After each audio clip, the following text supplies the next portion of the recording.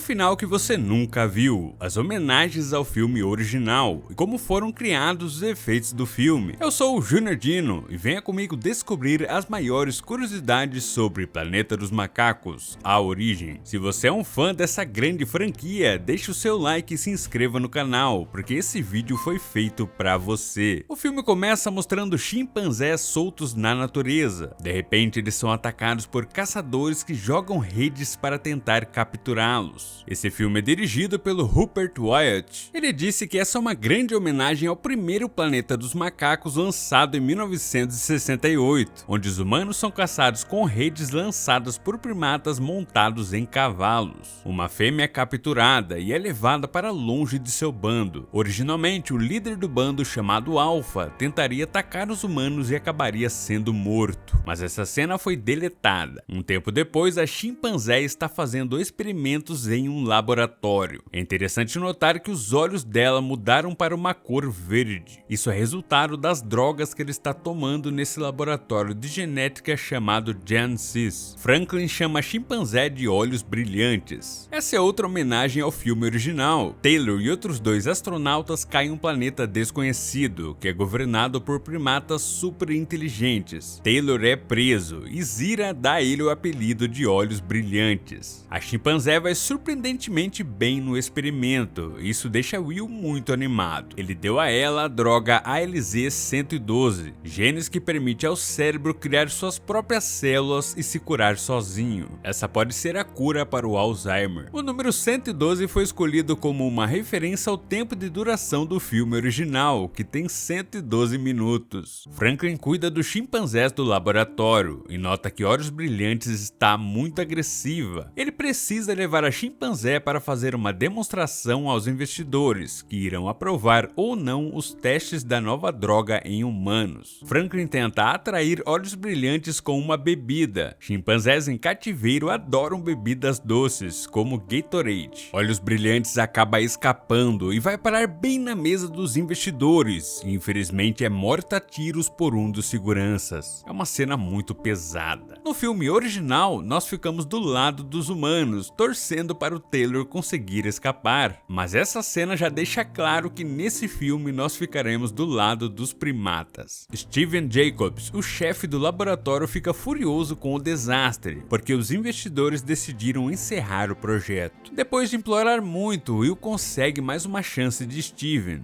que pede para ele recomeçar a pesquisa e fazer com que o ALZ-112 funcione. A pedido de Steven, Franklin sacrificou todos os chimpanzés e descobriu porque Olhos Brilhantes estava agressiva. Ela deu à luz na jaula e estava tentando proteger seu filhote recém-nascido. Franklin se recusa a sacrificar o filhote. Will fica com dó do bebê chimpanzé e acaba levando ele para sua casa. Charles, o pai de Will, era um professor de piano, mas agora sofre de Alzheimer e tem muita dificuldade em tocar.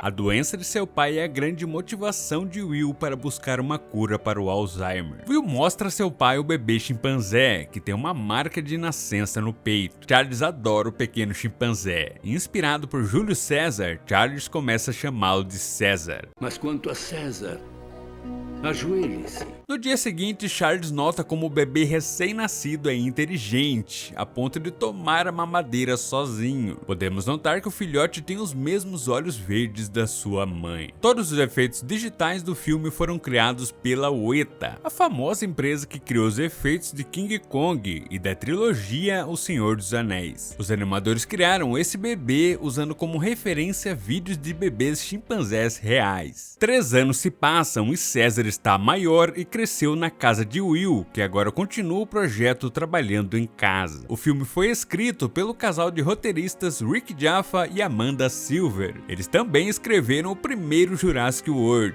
Rick Jaffa estava vendo uma pesquisa sobre chimpanzés que são criados dentro de casa como crianças. E isso acaba mal, porque eles crescem e se tornam animais poderosos. Na hora, Rick soube que ali estava a ideia para um reinício da franquia O Planeta dos Macacos. No início, a produção pensou em trabalhar com chimpanzés reais, mas isso seria irônico para um filme sobre a exploração de primatas. Também pensaram em usar atores fantasiados, mas a produção queria algo mais convincente. Foi então que surgiu a ideia de trabalhar com a tecnologia de captura de movimentos. César foi interpretado pelo brilhante Andy Serkis. Através dessa tecnologia, ele deu vida ao Gollum e já teve experiências em viver um primata interpretando King Kong. Andy Serkis atuava usando traje de captura e uma prótese dentária. Ele fez um trabalho incrível. O nível de comprometimento dele é impressionante. César é tão inteligente que aprendeu até a linguagem de sinais. Durante a gestação, sua mãe deve ter passado para ele os efeitos do ALZ-112, e ao longo do tempo a droga acelerou muito o funcionamento do cérebro.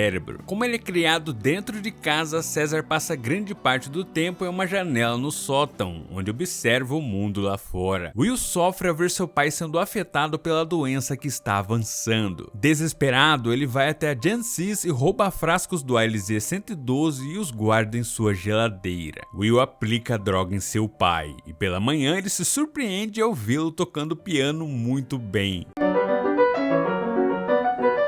O ALZ-112 funciona em humanos. Através da janela, César observa as crianças brincando lá fora. Isso é inspirado no Pinóquio. César quer ser um garoto de verdade. César foge da casa e vai até a garagem do vizinho, onde está a bicicleta das crianças. Essa cena seria mais longa, mostrando César descobrindo como funciona o mecanismo da bicicleta. A garotinha se assusta com César e o pai dela, Hansiker, vai para cima do pequeno chimpanzé com um taco de beisebol, e César acaba sendo ferido por uma tesoura de jardim. Felizmente, Will e Charlie chegam a tempo para salvar César. Nessa cena aí, o James Franco estava atuando com um boneco de chimpanzé. Como César está machucado, Will leva até um zoológico onde há outros primatas e pede ajuda para uma veterinária chamada Caroline. O que ele disse? Nada. Will e Caroline começam a namorar. Ela tenta alertar Will que ele está criando um animal selvagem dentro de casa, que pode crescer e se tornar perigoso. Atendendo ao pedido de Caroline de levar César ao ar livre, os três levam o jovem chimpanzé até um parque de sequoias que fica depois da Golden Gate. Antes de explorar o parque, César faz um gesto de súplica para pedir a permissão de Will. Eu adorei essa ideia, e é algo que realmente acontece entre os primatas. César se diverte correndo e pulando entre as árvores, e vemos os anos se passando, e César gosta de parar em uma sequoia para observar toda a cidade ao longe. A trilha sonora foi composta pelo Patrick Doyle, e é uma trilha sensacional, que faz meus olhos se encherem de lágrimas toda vez que eu vejo essa cena. 5 anos se passaram e César agora é um adolescente aborrecido e faz de tudo para chamar a atenção de Will e Caroline. As cenas com Andy Serkis precisavam ser gravadas 2 vezes. Uma com o Andy para capturar os movimentos e outra sem o Andy, para os animadores animar o César no lugar do Andy. Essa calça e essa camisa vermelha do César foram inspiradas no chimpanzé Ninchimpsky, que usava roupas semelhantes. Chimpsky também foi um dos chimpanzés que Andy estudou para se preparar para o papel. Na hora de ir embora, César vê um cachorro usando uma coleira assim como ele, e César se irrita com o pastor alemão e vemos como ele pode ser assustador. No carro, César pergunta a Will de onde ele veio. Então Will vai até a Jancis e revela a César que ele nasceu ali e que sua mãe tomava medicamentos, e depois da morte dela, ele o levou para morar com ele. César começa a passar por uma crise existencial. Ele acredita que é um humano, mas se parece com um chimpanzé. Ele observa a marca em seu peito. A história dessa marca é que César a herdou de seu pai Alpha. Ela foi pensada como a marca de um rei, que se se passa de pai para filho. Mas isso acabou não tendo muita relevância para a trama, já que o pai de César foi cortado da história. Charles volta a ser afetado pelo Alzheimer. O corpo dele está produzindo anticorpos para combater o vírus injetado por Will. Charles sai de casa e César percebe isso. César está montando o modelo da Estátua da Liberdade. Essa é uma referência icônica à cena final do primeiro filme, onde Taylor descobre que estava o tempo todo na Terra e que os primatas dominaram o planeta. Charles entra no carro de Hunziker, que estava com a porta aberta, e bate o veículo. O vizinho fica revoltado e começa a discutir com Charles. Isso deixa César descontrolado e, tomado pelo seu instinto animalesco, ele sai da casa e ataca e persegue Hunziker. Essa cena chega a dar medo, parece muito um filme de monstro. César alcança Hunziker e morde o dedo do homem. Originalmente, César iria arrancar o dedo de Hunziker, mas isso foi mudado, porque o diretor ficou com medo do público ficar contra César depois disso. Devido à sua agressividade, César ficará preso, e Will e Caroline o levam até o abrigo de primatas São Bruno. Todo esse cenário foi construído pela produção no estúdio. César descobre que o sol é falso. Essa é uma referência ao show de Truman. César fica desesperado quando descobre que foi trancado, e tudo piora quando ele é abandonado por Will. Andy Serkis entregou uma atuação muito comovente. O abrigo parecia ser um bom lugar, mas o que eles não sabiam é que o Draco Malfoy trabalha aí. Dodge Landon é o filho do John Landon, o dono do abrigo. Esse nome faz uma homenagem a Dodge e Landon, os dois astronautas que caíram junto com Taylor no planeta supostamente desconhecido. Ele chama a atenção de César para trancá-la em uma jaula. Dodge zomba de César e o chama de macaco idiota. Em inglês, os chimpanzés são chamados de ape, que significa símio ou primata. Aqui no Brasil, ape foi traduzido como macaco, mas macacos são os animais que têm cauda. Nesse filme, a palavra macaco é falada apenas pelos personagens ignorantes, e soa como um termo ofensivo. Macaco idiota. Descobrimos que, na verdade, nesse abrigo os primatas ficam presos em celas, assim como uma prisão. Com a chegada de César, todos os primatas gritam, e Dodge diz que isso é um hospício. Essa é a mesma frase que Taylor diz quando está preso pelos primatas. Will conversa com uma recepcionista para tentar convencê-la a conseguir uma apelação para que César seja solto, mas infelizmente ela diz que não é possível. O Alzheimer de Charles está progredindo muito rápido e pode matá-lo. Então Will precisa urgentemente desenvolver uma nova droga. É aí que Will revela a Steven que testou o ALZ-112 em seu pai e funcionou por um tempo, e além de curar a doença, também deixou seu pai mais inteligente. Will também diz que desenvolveu uma nova droga que pode ser mais eficaz. Steven fica muito interessado e autoriza Will a testar o novo ALZ-113 nos chimpanzés. Dodge e Rodney servem comida aos primatas. Sem querer, César joga comida na cara de Dodge, e como ele é inocente, acha graça disso. Dodge fica furioso e dá um forte jato de água fria em César. Essa é mais uma homenagem ao filme de 68, onde um primata dá um jato de água fria em Taylor. Essa também é uma forte crítica aos maus tratos de animais em cativeiro. César sente muita falta de sua casa e desenha na parede a forma da janela por onde ele via o mundo e sempre sonhava em sair dela.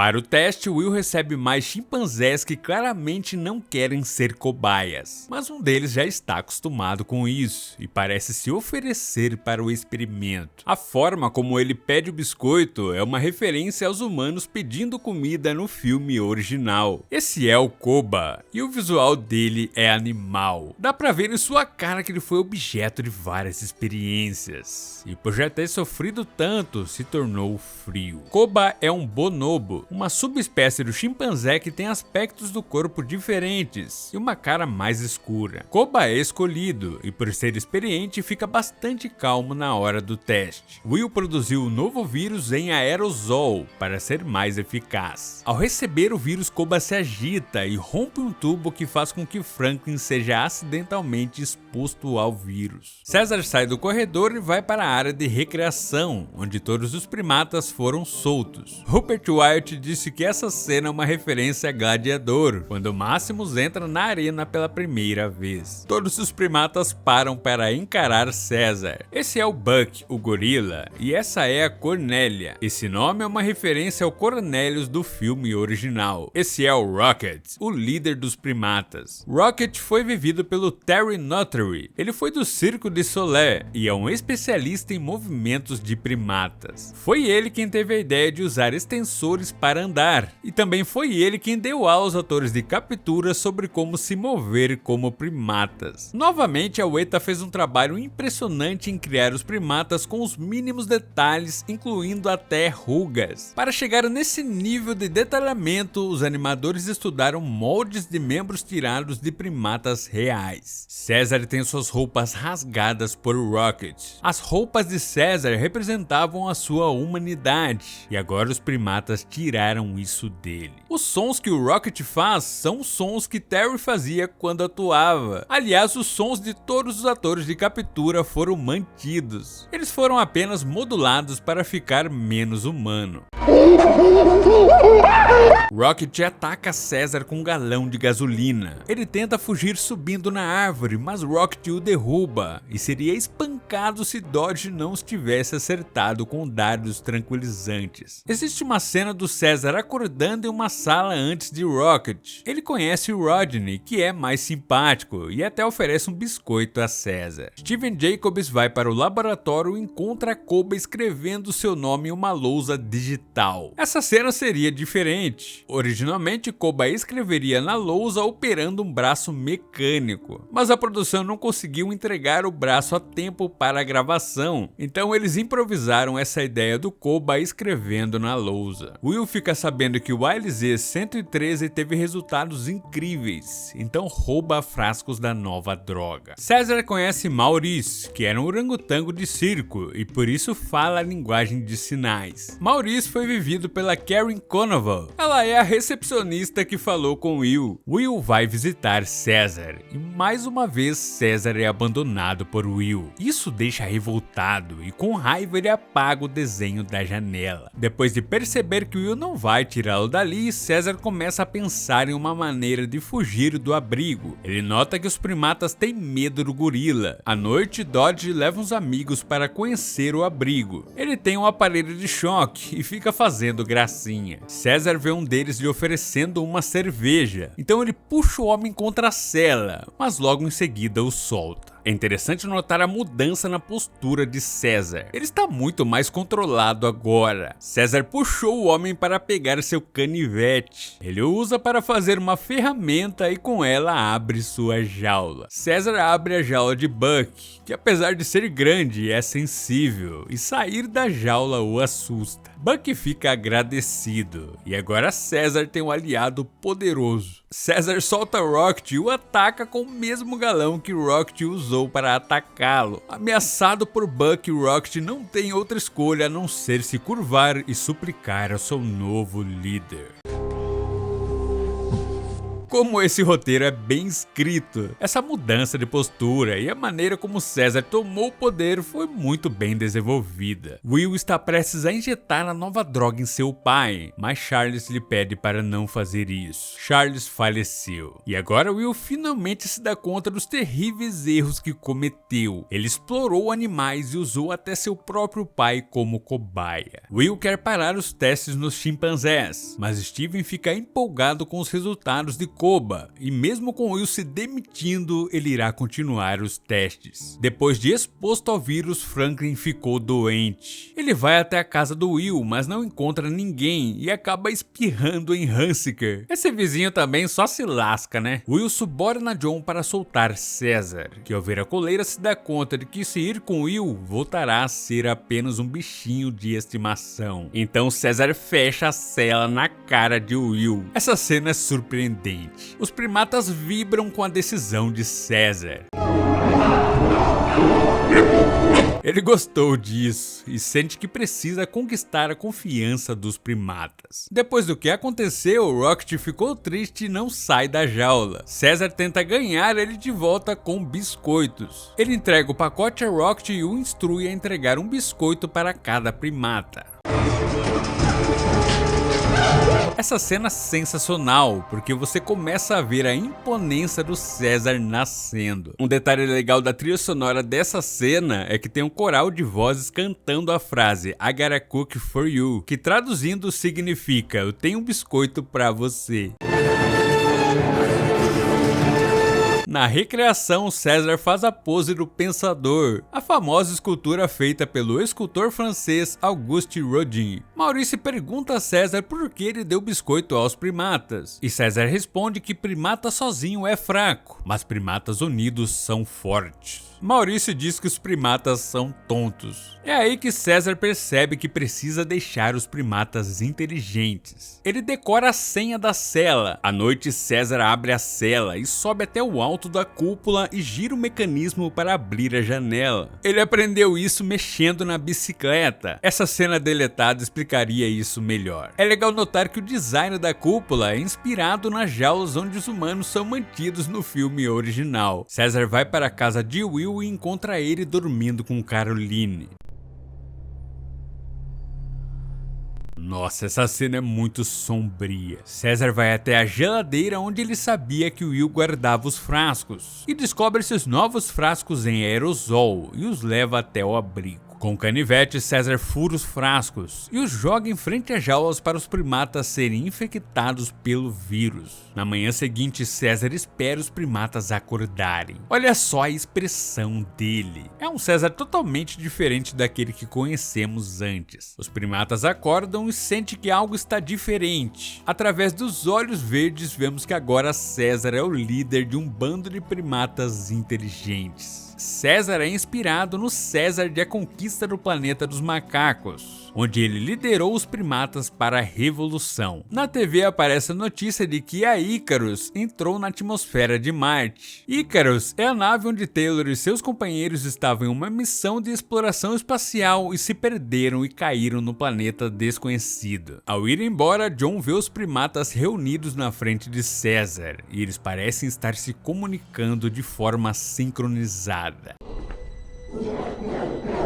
Essa cena é tão sinistra que chega a arrepiar. A vizinha de Franklin encontra ele morto. Descobrimos que o novo vírus é mortal aos seres humanos. No abrigo, Rodney está assistindo o filme Agonia e Êxtase, que é estrelado pelo Charlton Heston, que viveu Taylor no primeiro filme. Todos os primatas voltam para as jaulas, mas Dodge vê que César continua na área de recreação. Com o aparelho de choque, ele vai confrontar César. César leva vários choques, mas consegue segurar o braço de Dodge, que diz: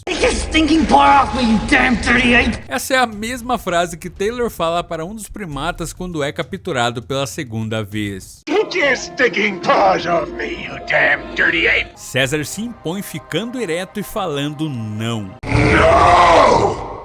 Essa cena é surpreendente, arrepia até a alma. Comenta aí o que você sentiu quando viu essa cena pela primeira vez. Isso é inspirado em A Fuga do Planeta dos Macacos, onde é dito que Aldo foi o primeiro primata a falar, e a sua primeira palavra foi não. César toma o aparelho de choque e golpeia Dodge, e continua a gritar não para todos os primatas, como se ele estivesse dizendo que eles não irão mais aceitar ser presos, maltratados e explorados pelos humanos. César prendeu Dodge em uma jaula e soltou todos os primatas. Só sobrou Rodney para defender o abrigo.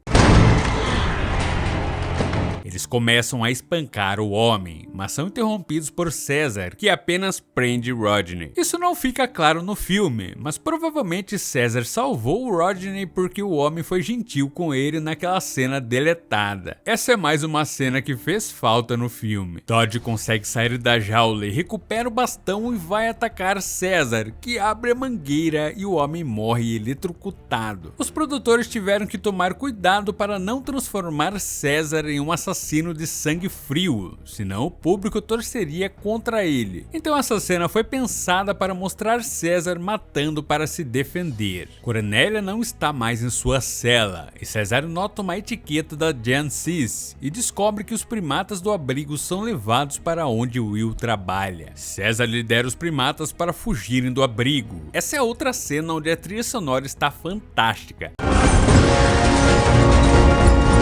No dia seguinte, Will descobre que César foi à sua casa. Vemos pegadas de primata na parede. Os primatas se espalham por São Francisco enquanto Will e Caroline vão até o abrigo. E Will encontra os frascos do ALZ-113. E Rodney conta ao Will o que César falou. Garotos jogam jornais nas casas que trazem a manchete "Perdidos no espaço?". Essa é uma segunda referência a Icarus, que se perdeu durante a viagem espacial. As pessoas veem apenas as folhas das árvores caindo. Em seguida, avistam os primatas correndo entre as árvores. É uma cena bonita e assustadora ao mesmo tempo. Will sabe para onde César foi. Os primatas chegam a Gen Sys, espalhando o caos e libertando todos os primatas, incluindo Koba. Originalmente, César teria um romance com Cornélia. Ela seria o motivo de César ir para Gen Sys. E teria uma cena emocionante dos dois se reencontrando. Mas eu acho que ficou melhor com César querendo ir até o laboratório para libertar os primatas que estavam sendo usados como cobaias. Faz mais sentido com a sua história de se tornar um líder. A Cornélia tem um papel maior no segundo filme. Aliás, se você quer uma análise de Planeta dos Macacos: O Confronto, escreve aqui nos comentários e deixa o seu like e se inscreva no canal. Enquanto Will está a caminho do laboratório, vemos um símbolo feito nessa placa de trânsito. É o desenho da janela que o César fez na parede, que agora se tornou o símbolo da revolução dos primatas. Steven entra no laboratório e percebe que está sendo silenciosamente observado por todos os primatas. É uma cena assustadora. Ele consegue fugir, mas originalmente Steven seria atacado por Koba, que se vingaria das experiências o infectando com ALZ-113. Enquanto os primatas fogem atravessando as janelas da Gen Sys, Steven vai até o helicóptero da polícia que acabou de chegar e pede para o policial perseguir e matar os primatas. Dá para perceber que agora o roteiro dá uma corrida para finalizar a história. Os primatas vão até o zoológico libertar os primatas em cativeiro e arrancam as barras das cercas para usá-las como lanças. Enquanto eles invadem a cidade, um chimpanzé é capturado, mas o homem é cercado por César e seu bando que o intimidam com as lanças. Essa cena é sensacional. É interessante notar que os primatas não atacam as pessoas nas ruas ou nos prédios, porque eles querem apenas a liberdade. Para se defender, Buck e Maurice usam uma tampa de bueiro e um paquímetro para atacar dois carros de polícia. Eles sobem em um bondinho e vemos César à frente liderando seu bando que agora estão chegando na Golden Gate. Olha que cena emocionante. Na ponte o trânsito está congestionado e as pessoas são surpreendidas pelos primatas que surgem correndo em meio aos carros. Para as cenas na Golden Gate, a produção construiu um cenário da ponte do lado de fora do estúdio, que media 120 metros e foi decorado com 80 carros. Esse é um dos primeiros filmes a fazer a captura de movimentos fora do estúdio. Todo o cenário tinha câmeras de captura. Os trajes dos atores foram equipados com sensores em infravermelho para capturar os movimentos na luz do dia. Os atores de captura interagiam com os veículos e pessoas. Nas cenas de ação, foi Terry Notary quem interpretou o César. A SWAT chega para bloquear a ponte e um ônibus é usado para barrar o caminho. Mas o legal é que César percebeu o esquema e instrui os primatas a usarem estratégias. Os primatas avançam por cima e por baixo da Golden Gate, enquanto a polícia montada chega chega e com cacetetes começam a atacar os primatas. Buck ataca um dos cavalos e só não mata o policial porque César o impede. Essa cena foi gravada com um cavalo real e o dublê do policial foi puxado por um cabo. O atirador no helicóptero acerta um dos primatas que estava escalando os cabos da ponte. Esse era o Wolf. Anteriormente ele apareceu acordando ao lado de Rocket. A ponte é tomada pela neblina e os policiais ouvem apenas os barulhos dos primatas se aproximando. É o mesmo barulho que eles estavam fazendo no abrigo.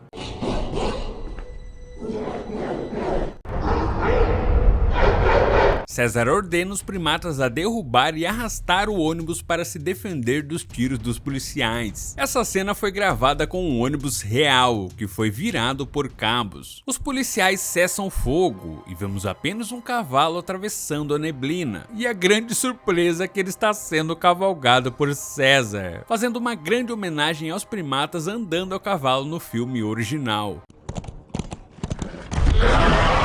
Essa é a minha cena favorita do filme. Comenta aqui embaixo qual é a sua cena favorita. Os primatas atacam os policiais e botam eles pra correr. Will foi com Caroline até a ponte e encontra César, mas nesse momento o helicóptero surge e Steven diz ao policial para atirar em César. César lança uma corrente no helicóptero, mas mesmo assim o piloto atira. Para salvar seu líder, Buck pula no helicóptero e derruba a aeronave na ponte. Buck levou tiros e morre nos braços de César. É emocionante, porque César reconhece que Buck se sacrificou para evitar a morte de mais primatas.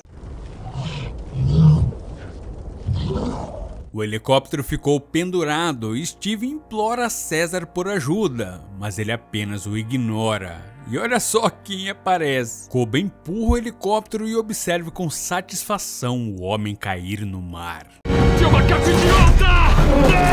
Ai ai, esse carinha vai dar trabalho no futuro. Originalmente era o próprio César quem empurraria o helicóptero, mas novamente o diretor mudou a cena com medo disso virar o público contra César. César lidera os primatas para o Parque de Sequoias, onde eles finalmente estarão livres. Will pegou uma das viaturas e também chega ao parque. Ele é atacado por Koba, mas César o afasta de Will. Will finalmente assume toda a culpa sobre o que aconteceu e pede para César voltar para casa, mas César aproxima Will e diz que já está em casa. Caesar is home. Que cena linda! Originalmente foi filmado um final onde os policiais chegariam na floresta e atirariam em César, e Will entraria na frente para salvá-lo e morreria nos braços de César. Mas nas sessões testes o público não gostou desse final, então foi mudado para Will ficando vivo e vendo César sendo respeitado pelos primatas como um líder. E assim como antes, mas agora livre e acompanhado pelo seu bando, César sobe na mesma sequência. Que final maravilhoso! Inicialmente o final seria muito sombrio. Com as cenas deletadas, aprendemos que originalmente César foi criado como um protagonista que se tornaria mal no decorrer do filme. Uma das ideias iniciais era de que César saberia que o ALZ-113 fazia mal aos humanos, então infectaria a humanidade de propósito. E artes conceituais mostram um final que você nunca viu. Veríamos um primata subindo escadas. E na cena seguinte descobriríamos que é o César, mais velho e todo tatuado. Ele está dentro da Estátua da Liberdade, observando toda a cidade queimando. Seria uma grande homenagem ao filme original, mas seria um final muito sombrio para César. Na cena entre os créditos, é-nos revelado que Hansiker é um piloto de avião, e como ele foi infectado, vai espalhar o vírus por várias cidades, e logo a humanidade será condenada. Originalmente haveria uma cena pós-créditos do Koba encontrando uma espingarda na floresta e aprendendo a atirar, mas é uma pena que foi deletada.